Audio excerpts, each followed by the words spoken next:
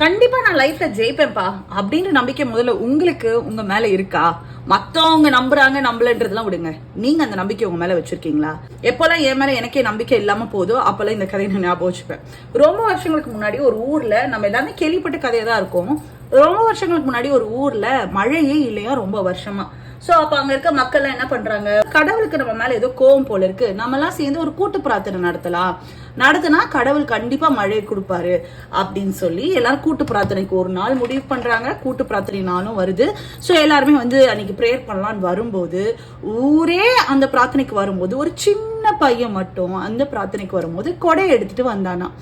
அப்ப எல்லாருமே கேட்டாங்களா, ஏன்பா கொடை எடுத்துட்டு வந்த அப்படின்னு. ஆமா, மழை இல்ல, நம்ம கடவுள்கிட்ட ப்ரேயர் பண்ண போறோம், கண்டிப்பா மழை பெய்ய போகுது, வீட்டுக்கு போகும்போது நான் நினைச்சிட்டேன்னா அப்படின்னு அந்த பையன் சொன்னானா. அப்போ பெரியவங்க கூட வந்து ரொம்ப வெக்கப்பட்டாங்களாம், நமக்கு இல்லாத நம்பிக்கை இந்த குழந்தைக்கு இருக்கு பாருங்களேன் அப்படின்னு.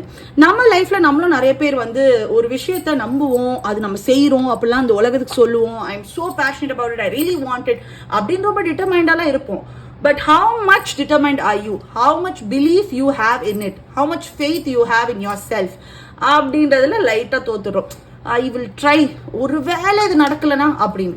100% அந்த நம்பிக்கையை உங்க மேலேயும், உங்க உழைப்பின் மேலேயும், உங்களுடைய கனவுகள் மேலேயும், நீங்க வேண்ட கடவுள் மேலேயும் வைங்க. கண்டிப்பா நீங்க ஆசைப்படுற விஷயம் உங்க கையில நடக்கும். That belief can truly be a difference between the loser and a winner one day. Think about it.